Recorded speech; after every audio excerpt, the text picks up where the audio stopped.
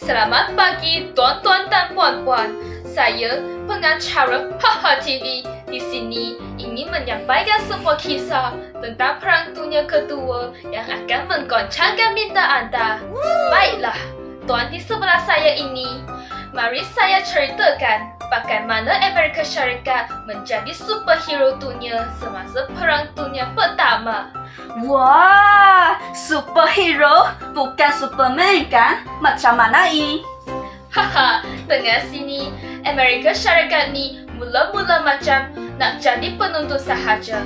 Duduk tenang-tenang minum kopi. Tapi tiba-tiba dia bangun dan shoo, masuk ke medan perang. Apa hasilnya? Pakatan Pertiga menang besar pada tahun 1918. Jerman Brunei pun tak ada pilihan lain selain menandatangani gencatan senjata. Oh Tuhan! Lepas tu, Amerika Syarikat yang menjadi superhero. Mereka bukan sekadar menang perang dan buat Jerman menangis dalam diam. Oh, tidak. Mereka terus pegang watak hero. Lepas Perang Dunia Pertama, Amerika Syarikat diiktiraf sebagai kuasa bersatunya. Oh wow! Hebatnya Amerika Syarikat ni. Untuk pastikan Jerman tak buat perang lagi, pada 18 Januari 1919 diadakan persidangan damai Paris. Tuan Wilson, Presiden Amerika Syarikat, bercadang untuk mengeluarkan deklarasi 14 perkara Woodrow Wilson yang merangkumi dua prinsip utama. Saya tahu. Deklarasi ini macam merangkumi dua prinsip utama, iaitu penentuan nasib negara oleh rakyat sendiri dan sempadan negara berasaskan bangsa. Betulkah? Betul! Ayu, sangat cantik kamu. Tapi tunggu dulu, apa jadi dengan Jerman? Jerman? Kesian Brunei. Dalam perjanjian Versailles yang ditandatangani pada 28 Jun 1919, Jerman kena bertanggungjawab terhadap kemusnahan perang, kena bayar pembebasan dan saiz tentera kena kecilkan, tanah dan wilayah kena serahkan. Serupa macam main monopoli, semua harta kena gadai. Aduh, kesian betul Jerman ni. Semua kena ambil. Hari tu penat ya Jerman. Mesti tak dapat tidur malam. Betul tu. Lepas tu, mereka tubuhkan Liga Bangsa-Bangsa untuk jaga keamanan dan persahabatan antara bangsa. Tapi, drama tak habis di sini. Hah? Apa pula? Shoo! Masuk Perang Dunia Kedua. Kali ini, dari 1939 hingga 1945, perang ni bawa semua negara ke kancah peperangan. Lebih daripada 100 juta anggota tentera terlibat. Dan bom jatuh macam hujan di musim tengkujuh. Dan jangan lupa, ada 2 bom atom jatuh di Jepun. Boom! Hiroshima dan Nagasaki hancur lebur. Oh Tuhan, mengerikan. Cerita ni macam banyak kumpulan superhero terlibat dalam perang. Betul tu. Bayangkan konflik ni bunuh lebih 70 juta nyawa. Macam kena tsunami perang. Itulah kisah dua peperangan besar yang mengubah dunia, tuan. Wow, superhero, bom atom. Tak boleh bayang kalau kita hidup masa tu. Hah, betul tu. Syukurlah kita cuma dengar cerita sahaja, bukan kena terlibat. Baiklah, nak tahu lebih banyak kisah tentang akhir Perang Dunia, jumpa lagi dalam episod seterusnya. Hai, selamat datang kembali tuan-tuan dan puan-puan. Kali ini, saya sambungkan drama sejarah kita yang penuh tebaran.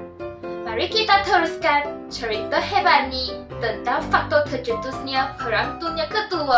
Wah, senorok juga dengar cerita zaman dulu ni. Apa lagi yang berlaku?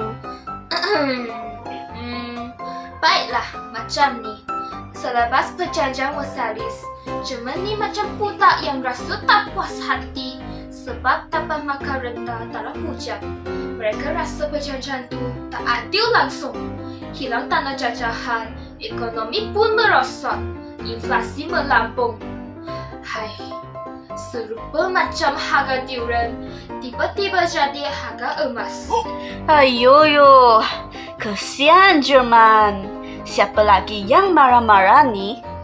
Bukan Jerman sahaja yang marah. Itali pun rasa tidak gembira. Mereka kata, habis mana tanah jajahan baru kami? Ish, kenapa Perancis dan Poland dapat, kami tak dapat?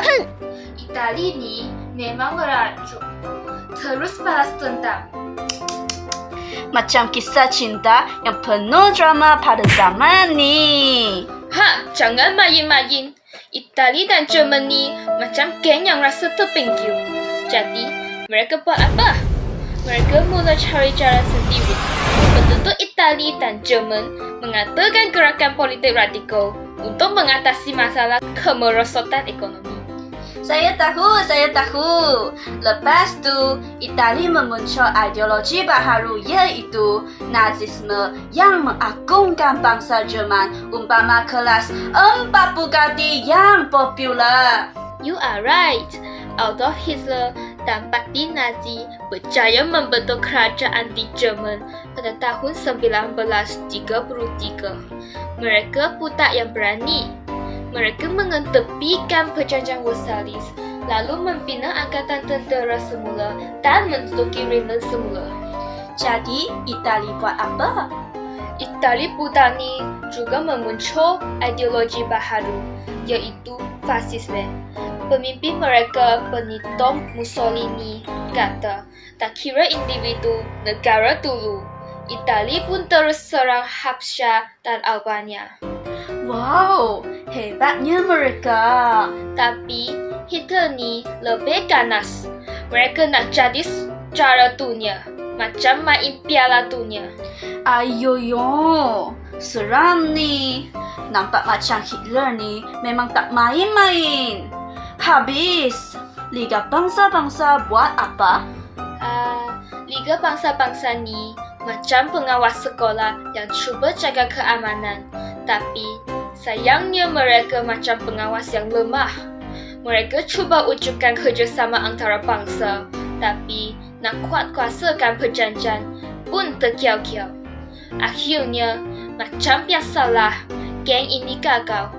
Sebagai contoh, mereka gagal dalam menguatkuasakan perjanjian pelucutan senjata dan menangani krisis pencerobohan yang berlaku selepas Perang Dunia Pertama.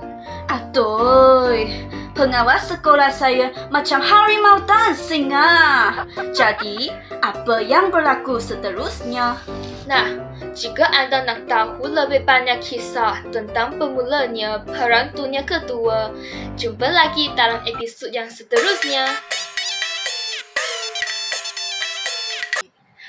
Hai, selamat kembali ke Haha TV. Hari ini, marilah kita mengetahui kisah bermulanya Perang Dunia Kedua. Selamat pagi Kak Messi. Kami nak tahu tentang bagaimana sebenarnya Perang Dunia Kedua bermula di Eropah. Ceritakan kepada kami dengan drama sikit macam kisah Ultraman. Oh, Perang Dunia Kedua? Okey, bayangkan ini macam filem aksi yang ada hero dan villain. Kita mulakan dengan tahun 1939. Saya sudah menyediakan popcorn. Bagi Jerman, diketuai oleh watak utama jahat kita, Hitler. Tak puas hatilah dengan hanya menakluk tanah air sendiri. Jadi, pada bulan September 1939, dia pun hantar askar-askar dia untuk buat lawatan mesra ke Poland. Tapi lawatan itu bukan biasa-biasa. Poland kena habis. Lepas tu, apa jadi? Nah, hero kita, Britain dan Perancis, tak boleh duduk diam. Jadi, mereka pun isytiharkan perang terhadap Jerman. Jadi, mereka terus lawan Jerman? Oh, sabar dulu. Hitler ni, dia melakukan serangan Blitzkrieg. pada 1939 hingga 1941. Jerman macam Ultraman berlari laju menawan negara-negara lain di Eropah. Poland, Denmark, Norway, Belanda, Belgium, Luxembourg, Perancis semua jatuh satu persatu. Jerman budak ni macam shopping dengan percuma dapat banyak negara. Oh habis. Kapal Eropah tu. Hah, betul. Hampir semualah negara Eropah Barat berada di bawah Jerman. Tapi, Britain ni bukan calang-calang. Tahun 1940 hingga 1941, Jerman cuba bully mereka dengan serangan udara dan laut. Hantarlah bom macam popcorn bertabur. Mereka serang pelabuhan, kawasan perindustrian dan pertahanan udara Britain. Ekonomi Britain pun rosot macam melompat dari tinggi sebab serangan-serangan itu. Oh, kesiannya. Lepas tu, Itali masuk perang. Pada bulan Jun 1940, Itali friend-friend dengan Jerman. Istihar perang terhadap Britain dan Perancis. Mereka serang Perancis dari selatan, sementara Jerman dari utara. Aduhai, Perancis macam sandwich yang kesian. Climax ni datang pada tahun 1941 bila Jerman lancarkan operasi Barbarossa, iaitu misi untuk menawan Rusia. Bayangkanlah Hitler ni macam nak kumpul semua tanah di Eropah macam main monopoli. Dia sasar bandar-bandar besar Rusia, Leningrad, Moskow dan Stalingrad. Wow, memang penuh drama kisah ni. Terima kasih Kak Messi untuk cerita epik ini. Saya rasa macam tak tengok filem Perang Dunia Kedua yang sebenar. Sama-sama. Para tetamu, pastikanlah pokok anda cukup apabila melihat episod ni. Setelah belajar cerita tentang faktor dan proses Perang Dunia di Eropah dengan menonton video ni yang dipesan oleh Puan Raja. Tapi, macam mana sebenarnya perang tu boleh berakhir? Haha, ini kisah yang panjang. Biar aku cerita bagaimana dunia akhirnya menemui keamanan selepas bertahun-tahun dalam kegelapan perang. Perang Dunia Kedua, sudah banyak negara yang hancur, ramai yang kehilangan nyawa. Dengan ini, beberapa kuasa besar seperti Amerika Syarikat bekerjasama untuk mengakhiri Perang Dunia Kedua. Hoi bro. Hai. Hahaha. Marilah kita membuat keputusan politik dan ketenteran pada hari yang baik ni. Selepas itu, dalam medan peperangan, tentera bersekutu daripada ketiga-tiga perkhidmatan, iaitu tentera darat, udara dan laut beroperasi di bawah komander tertinggi bersekutu yang diketuai oleh Amerika Syarikat. Saya pernah mengetahui kuasa bersekutu ni berpopular dalam sebuah perkara yang berlaku di Normandy. Apa perkara tu? Kesilapan kuasa paksi membuat keputusan politik dan ketenteraan dalam operasi menawan Rusia membawa kegagalan. Serangan terhadap Rusia berjalan dengan lancar pada peringkat awal. Walau bagaimanapun, Jerman kehilangan banyak nyawa tenteranya apabila perang melewati dua musim sejuk di Rusia. Tony, tak mau mati. Makanan. Oscar, kelihatan peluru kami sudah habis. Sekiranya kita bersedia untuk habis. Kami tak mau terus lagi. Kehabisan peluru, minyak dan makanan yang akhirnya melemahkan semangat tentera Jerman. Namun, ada seorang budak yang kepala batu ni mengingkari perintah Hitler untuk menetiskan peperangan dan menyerah kalah kepada tentera Rusia di Stalingrad pada bulan Januari 1943. Aku tak mau dengar perintah Hitler. Aku mau terus. Namun, mereka membuat strategi yang bagus dalam perang di Normandy. Marilah kita menjalankan sebuah operasi untuk menyerang Jerman. Gol operasi ini bernama D-Day. Menyerang Jerman. Jun 1944, tentara bersekutu berjaya memperdayakan tentara Jerman dengan menyebarkan maklumat yang meyakinkan tentara Jerman bahawa pendaratan tentara bersekutu akan berlaku di Calais, bukannya di Normandy. Sila percaya saya, kami akan mendarat di Calais. Sudesne, thank you. Kami berjaya memperdaya budak Jerman ni. Kejayaan tersebut meningkatkan semangat tentara bersekutu dan menjadi titik tolak kepada kejayaan membebaskan Perancis dan negara Eropah Barat daripada penaklukan Jerman. Kejayaan operasi D-Day membolehkan kami memasuki Jerman dari arah barat. Tak memikir perkara ini berlaku ke Jerman. Mereka menyerang Jerman dari bahagian timur.